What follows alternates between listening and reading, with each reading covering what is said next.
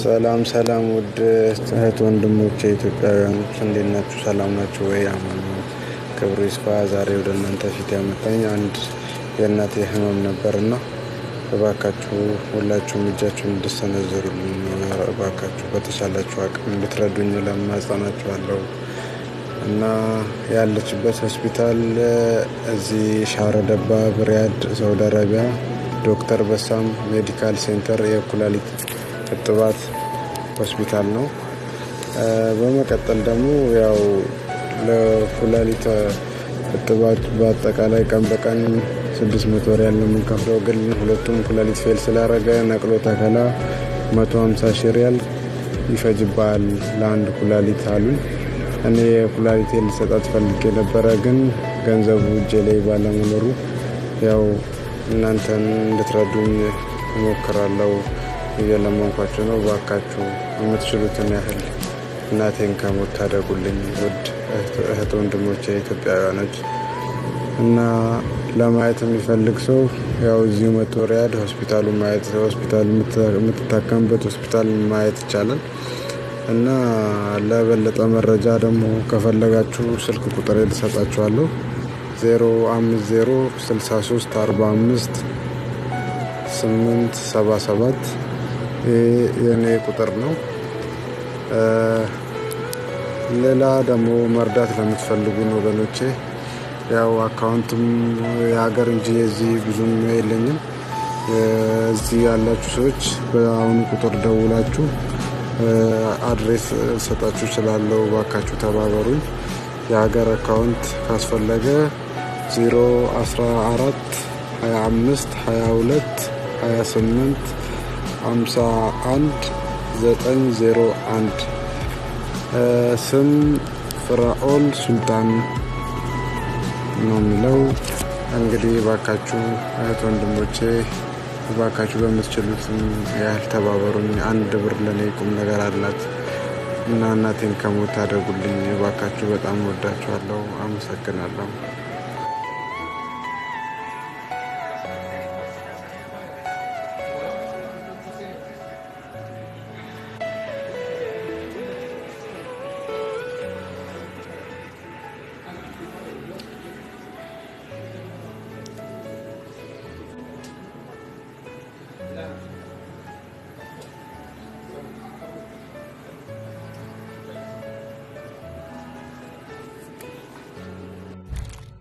Now, what on earth do we mean with pre-renal kidney injury?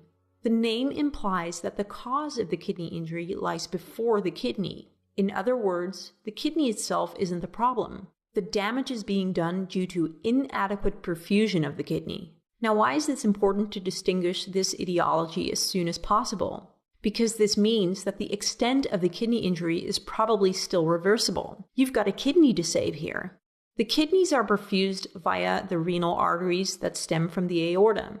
The renal arteries branch off until the smallest arteries, called arterioles, enter the nephron in Bowman's capsule. Bowman's capsule plus the arterioles make up the glomerulus, which is part of the nephron responsible for filtration. Blood that needs to be purified enters Bowman's capsule via the afferent arteriole and leaves via the efferent arteriole. Note that they're both still arteries and not veins. If there is a problem in which this perfusion is decreased, we call it pre-renal. Solve it, and renal function will most likely recover. So how to diagnose pre-renal from non-pre-renal causes? The patient's history will help you most, as it's usually a combination of dehydration and meds. But let me get into this a bit further. The easiest way to remember the causes for inadequate renal perfusion is to divide them into two groups. The first is diminished effective circulating volume, which can be subdivided into an absolute and a relative deficit. Now, what do I mean by this? Diminished effective circulating volume means that there isn't enough blood to reach the kidneys. This can either be because there, in fact, isn't enough blood in the body, hemorrhage or dehydration, etc., which I call an absolute deficit, or because the blood isn't within the vessels, which is the case in congestive heart failure, decompensated liver cirrhosis, sepsis, which causes capillary leak, etc. This is what I call a relative deficit. The second group is some sort of a stenosis or altered renal vasculature. You'll probably immediately think of renal artery stenosis, which is very true but also very rare. More commonly, the problem lies within the arterioles. If the afferent arteriole is constricted, less blood will be filtered through the glomerulus and GFR falls. Common causes are the use of NSAIDs. Likewise, if the efferent arteriole is dilated, blood will travel the path of least resistance, so it will prefer its way out of the glomerulus and thus GFR falls as well. Common causes are ACE inhibitors and angiotensin II receptor blockers. So now you see why NSAIDs and ACE inhibitors are considered the kidney-killing combo. I hardly ever prescribe the two together, though if you do, please make sure the NSAID course is short and monitor renal function. And don't forget that patients can get NSAIDs over the counter. The most helpful lab work is a urine sample on sodium and creatinine. Note that you also need these in serum. Calculate the fractional excretion of sodium to see if the kidney is 1. Trying to retain sodium, and 2. Still able to retain sodium. If it is, meaning that the fractional excretion is less than 1%, this means you're dealing with pre-renal kidney injury.